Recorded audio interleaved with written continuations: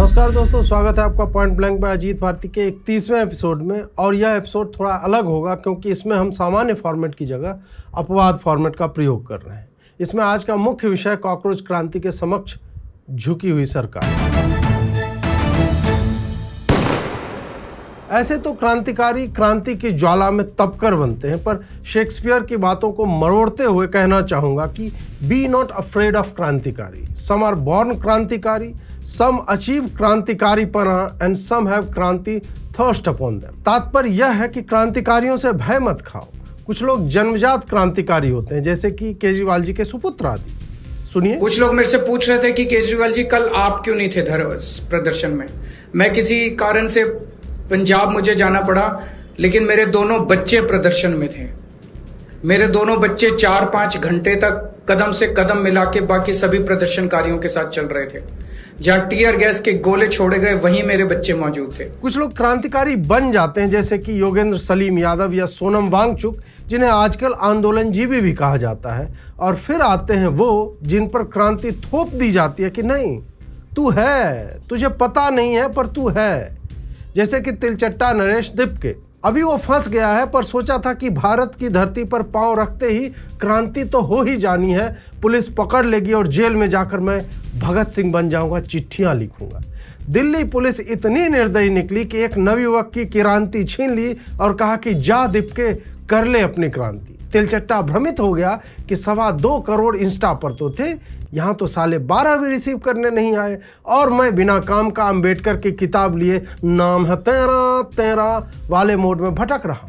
इधर उधर भटका, कंटाप खाए, लखनऊ से भगाया गया, जंतर मंतर पर लोग नहीं आए, पुलिस से उलझने के तमाम प्रयास किए, बिना परमिशन धरने की तैयारी की ताकि पुलिस ना माने। पुलिस फिर भी मान गई।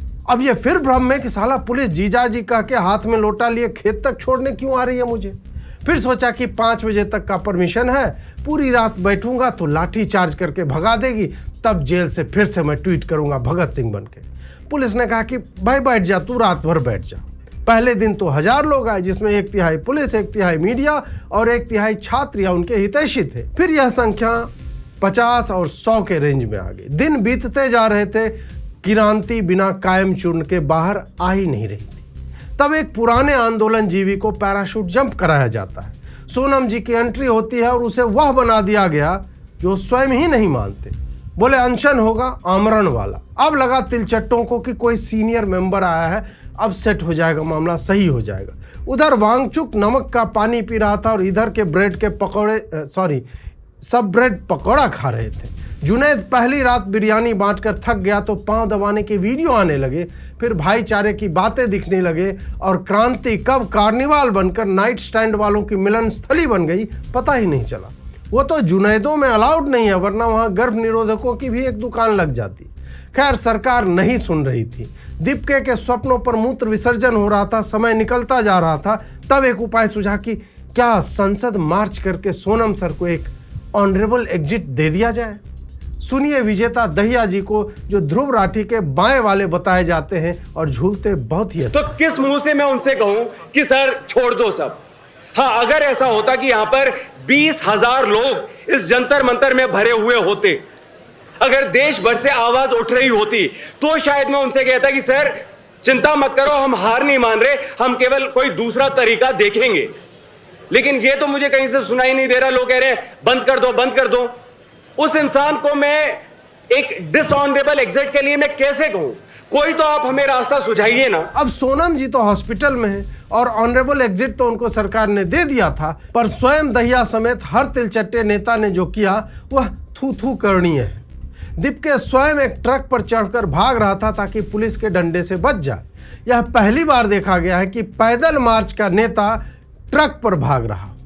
मार्च के ही समय इनके 2 और नेता सौरभ दास और आशुतोष रणका नड्डा के घर में एसी की हवा खा रहे थे कि हमें तो सरकार ने बुलाया 2 बजे था, गए 11 बजे और आए 4 बजे के बाद। तब तक क्रांति सड़कों पर पत्थरबाजी करने के बाद, पुलिस को घसीटकर लिंचिंग करने के बाद, उनकी बसों और कारों को पलटने के बाद, उनका सर और हाथ फोड़ने के बाद स्वयं को विक्टिम बताकर उसी स्थल पर लौट चुकी थी जहां से चली थी। चौथा क्रांतिकारी जो नाच गाकर लोगों का मनोरंजन करता था, वह क्रांति के समय बर्गर खा रहा था। और 4 घंटे बिताने के बाद मेट्रो से भागता पाया गया। पूछने पर देखिए क्या बोला। वहाँ सब लाठी खा रहे हैं और आप यहाँ घूम रहे हो, हैं? ये कौन सा सपोर्ट कर रहे हो? ये कौन सा सपोर्ट कर रहे हो आप? हैं? मैं भी आप गाली दे रहे हो और आप यहाँ क्या कर रहे हो आप? इसके बाद बेचारे की थू हुई तो फिर बिफर पड़ा कि आदमी बर्गर क्यों खाता है, बर्गर पहली बार किसने खाया था, बर्गर कैसे बनता है, ये सब बताने लगा। इतने पर ही रुक जाता, पर आगे सुनिए। मतलब ये कोई नौकरी है क्या, ये प्रोटेस्ट होना? तुमने मुझे इलेक्ट किया है इस पोजीशन के लिए, सरकार को अकाउंटेबल ठहरा। तुम्हारी ये जो नॉनसेंस थिंकिंग है ना, मुझे नहीं फंसना इसमें, मुझे कोई पॉलिटिक्स में नहीं आना कि मैं तुम्हारे जैसे बेवकूफों को मैं अपीज करूं। ठीक है, जो मैं कर रहा हूँ देश के लिए कर रहा हूँ, अपनी मर्जी से कर रहा हूँ और किसी के लिए मैं अकाउंटेबल नहीं हूँ और मैं खाऊंगा। मतलब भाई तुमने ही रो कर बुलाया था और डंडे खाने के भय से तुम फट्टुओं की तरह छुप गए। अब बता रहे हो कि क्रांति कोई और करे, क्योंकि तुम्हें किसी ने इलेक्ट नहीं किया था क्रांति करने के लिए। हालांकि उन्हें अब कॉकरोचों ने निकाल दिया। यहां पर क्रांति एक कुंवारी गर्भवती विधवा हो गई। उसके चारों उशाक यानी आशिकों ने उससे सुमधुर संबंध बनाने के उपरांत कहा कि तुम्हारे बाप से पिटना नहीं है मुझे, अच्छा तो हम चलते हैं। क्रांति को समझ ही में नहीं आ रहा था कि यह बच्चा वो किसके पास लेके जाएगी। बाप के पास जा नहीं सकती क्योंकि पिछले दिन की क्रांति के नवनियुक्त पिता सोनम वांगचुक ने सरकार के लोगों को हॉस्पिटल में आकर केवल यह कह देने भर से क्रांति का गला घोटने की तैयारी कर ली थी कि वो संसद में इन बातों पर चर्चा करें। बेचारी क्रांति कोने में सिसक रही थी और पड़ोसी पागल हो रहे थे, ऐसे कैसे सोनम तय कर लेंगे कि वो भूख हड़ताल बंद करेंगे। अब ये उनकी क्रांति नहीं रही, यह निर्णय उनका नहीं रहा। वामपंथी भाइयों और चाचियों द्वारा उलाहना सुनने के उपरांत सोनम ने क्रांति को वापस गोद में बिठाया कि हंगर स्ट्राइक चलती रहेगी, क्योंकि ऐसा ना करने पर उन्हें जो साइंटिस्ट कह रहे थे वो उन्हें सरकार की गोद में बैठी वेश्या कहने लगे, जो कि वो लगते हैं पर कदाचित होंगे नहीं। उधर सरकार जो अपने नेता को बाहुबली के कवच के मध्य छिपाकर 28 और 56 की चुटकुलेबाजी पर हंस रही थी, उसने देखा कि क्रांति तो भाड़े के लोगों द्वारा हाईजैक्ट हो चुकी है और सामान्य छात्र छात्राएं भी संसद की ओर जाती हर सड़क पर 10-20% ही सही पर हैं। तब उन्हें लगा कि मामला हाथ से निकल चुका है। जबकि इसी सरकार ने सोचा था कि तिलचट्टों को तो 150 की भीड़ जुटाने की ट्रोलिंग करके अपमानित करके उठने को विवश कर देगी। अब स्थिति यह थी कि बिना कांग्रेस के समर्थन के भी 3 दिन के भीतर 3 पार्टियों ने अपने कार्यकर्ताओं को सड़क पर बैकपैक में पत्थर भरकर उतार दिया और 6 घंटे में दिल्ली पुलिस से लेकर अर्धसैनिक बलों की स्थिति अपना जीवन बचाकर भागने या लाठी चार्ज कर मीडिया नैरेटिव में दरिंदों जैसा दिखने के मध्य का चुनाव करने में फंसे होने की। तब सरकार ने वह किया जो बेचारा भारत मंडपम में भुने काजू खाकर, जी मालिक कर देंगे मालिक, आप नहीं कहोगे वह भी कर देंगे मालिक, ऐसे करने वाले लोग और कट्टर भाजपाई आशा नहीं कर रहे थे। जिस रण का दीप के दास और दैया को लेकर हमारा नॉन लेफ्ट हमें जागरूक कर रहा था कि देखो ये साला CIA एजेंट है, इसको देखो ये नॉर्वे में सेमिनार अटेंड कर रहा था रेजिस्टेंस वाला, ये तो आम आदमी पार्टी का है, उन्हीं लोगों को नड्डा के घर पर बुलाया गया। फिर जो हुआ उसे कहते हैं एब्सोल्यूट सिनेमा। वो दोनों वहां बैठे, डंडा खाने से बचे और 3 मांगे रखी, जिस पर नड्डा ने कहा कोई कमिटमेंट नहीं दे रहे पर विचार करेंगे। ये दोनों बाहर आए, नड्डा ने फोटो ट्वीट कर दी और कहा कि इन्होंने हमसे मिलने की विनती की थी तो हम मिल लिए। IT शैलियों में प्रसन्नता की लहर दौड़ी, किन्नरों ने बधाइयां गाई कि देखो ये लोग मिलने के लिए बेकरार थे, सरकार ने नहीं बुलाया। इसे तिलचट्टे ने बाद में देखा तो बोला कि नड्डा का तो भीड़ देखकर ही गड्ढा बड़ा हो गया था, तो गिड़गिड़ा करके हमें बुलाया और रात के 2 बजे से बुला रहा था और हमारा समय इसने बर्बाद किया। अब जबकि लहू मुंह लग गया तो क्रांतिकारी दीपके ने कह दिया कि अब सरकार से कोई बात नहीं होगी, उन्हें जो भी बात करनी है वो जंतर मंतर पर आकर करें।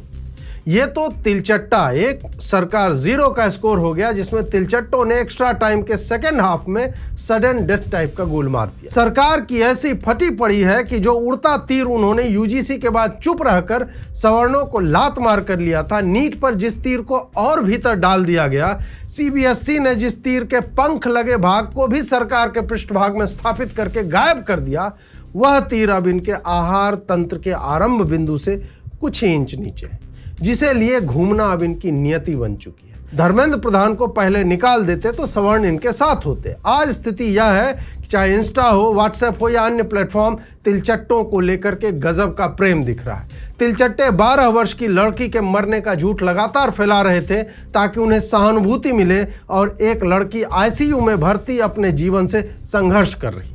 ये सब कुछ नहीं होता यदि फरवरी में बताए समाधान पर सरकार कुछ कर लेती, पर 2 कौड़ी के यूट्यूबर की बात क्यों मानेंगे और उनके आंदोलन की भ्रूण हत्या करेंगे हाउस अरेस्ट करवाकर? बिल्कुल मानने भी नहीं चाहिए।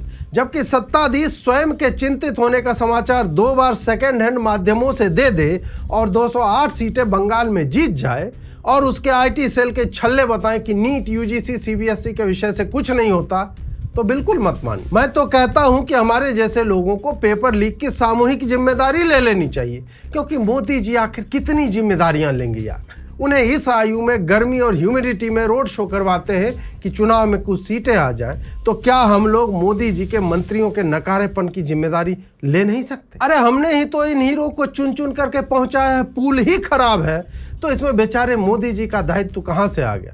हाँ, थोड़ा सा इन आईटी सेलिया बेचारों के बारे में सोचिए, जो हमें बताते हैं कि कास्ट सेंसस कितना बुरा है, और फिर आप राहुल गांधी के द्वारा ढकेले जाने पर कहते हैं कि हम भी करेंगे, हम करेंगे तो अच्छे से करेंगे। वो बताते हैं कि ये सोरोस और सीआईए के एजेंट है, आप उन्हें घर बुला लेते हैं। जब पूरा देश आपसे आशा करता है कि यार अब बहुत हो गया, प्लीज मोदी जी कुछ तो बोलिए, आप बोलते नहीं।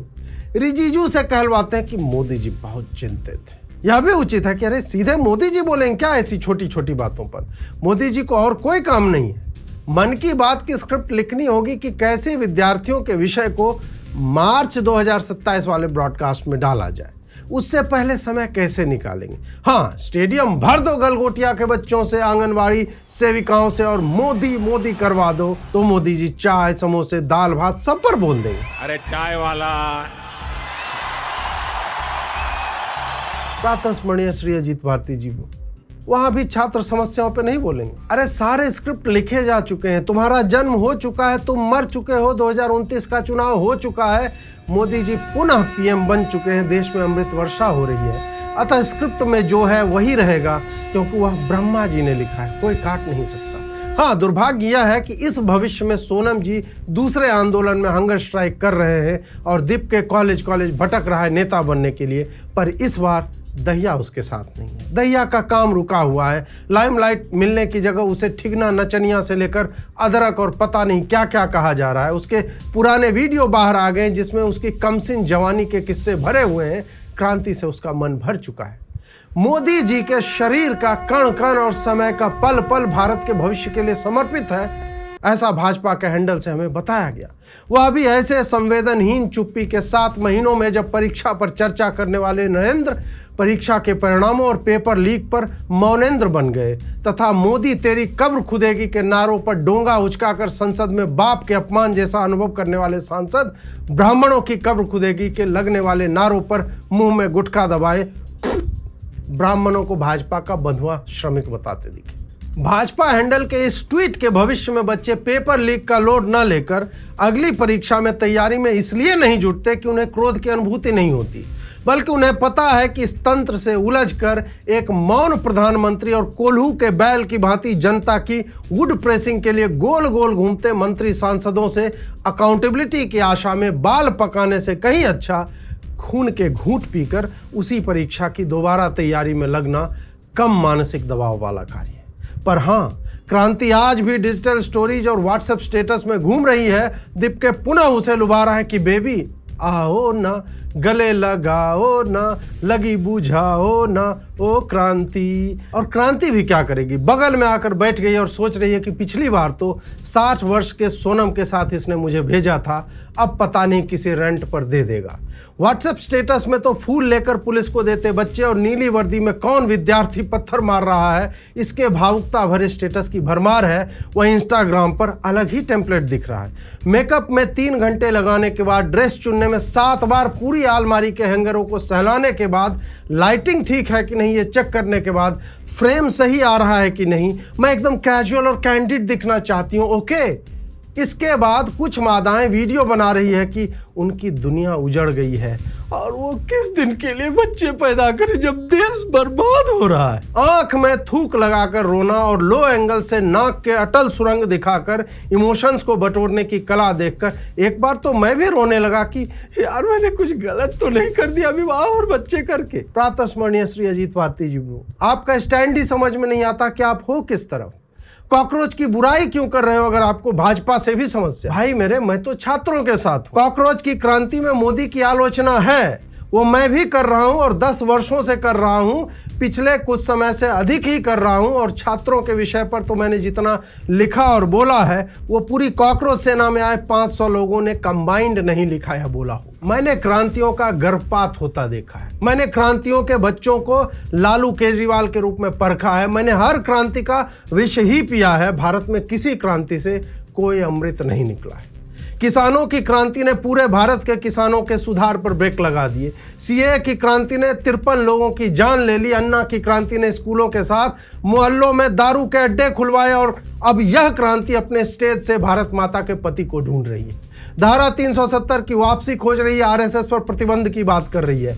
दीपके जैसे लोग अपने क्षेत्र के असफल लोग हैं जो इस बात का जीता जागता उदाहरण है कि देश में नकारे और बेरोजगार एक खोजो 10 मिलेंगे और इन्हें उकसाकर भीड़ जुटाकर कोई भी व्यक्ति नेता बन सकता है। एक बात तो तय है कि 28 करोड़ लोगों के द्वारा चुनी हुई सरकार को 3 दिशाहीन चिरकुटों द्वारा अपने आंदोलन के हर अंग को, हर हिस्से को आउटसोर्स करने वालों के समक्ष किसी भी प्रकार से नतमस्तक नहीं होना चाहिए, वरना हर दूसरे दिन कोई नकारा उठेगा और कहेगा कि उसे यह मंत्री पसंद नहीं, इसके लिए मैं भूख हड़ताल करूंगा। सरकार की अकाउंटेबिलिटी हर उस नागरिक के प्रति है, ना कि एक सेट ऑफ इंडिविजुअल्स के प्रति। लेकिन यह बात मोदी सरकार के सामने धड़ाम से गिर जाती। मोदी सरकार का पैटर्न यह है कि यदि आप 10,000 की भीड़ ले आओ, सड़क को घेर लो, लाल किले पर चढ़ जाओ, 2-4-10 हत्याएं कर दो और संसद से पारित कानून हट जाता है, रुक जाता है और प्रधानमंत्री कायरों की तरह हाथ जोड़े तपस्या में कमी की घटिया नौटंकी करता दिखता है। ऐसे निवीरी नेतृत्व से क्या आशा की जाए जो हर सेन वॉइस को अपने छर्रों के द्वारा ट्रोल करवाता है। तुम्हारा परिवार है, छोटा बच्चा है, पूरा भविष्य है जीत, ऐसी धमकियां भिजवाता है और कुछ अराजक व्यक्तियों को इसलिए क्रांतिकारी बनाता है ताकि एथेनॉल से राम मंदिर तक उसकी चुप्पी और आपराधिक संलिप्तता कहीं मीडिया में ना दिखे। कॉकरोच स्वभाव से गंदे होते हैं। वर्तमान समय में क्रांति का प्रयोग वैचारिक वेश्यावृत्ति के लिए होता है। तिलचट्टों की क्रांति किसी theatre of the absurd modernist नाटककार के लिए समाज की स्थिति का एक अच्छा प्रतिनिधि नाटक बन सकता है, जिसमें सत्ता के प्रति अविश्वास, नकारे मंत्रियों और अधिकारियों के प्रति क्रोध को लेकर जनता तिलचट्टा बनकर उनके घरों में नालियों से, दरारों से, छतों से, बाथरूम के सिंक और कमोड से मम्मी के कीड़े वाले दृश्य की तरह हर तरफ फैलता हुआ दिखाया जा सकता है, जिसमें अंतिम सर्वाइवर्स वही होंगे।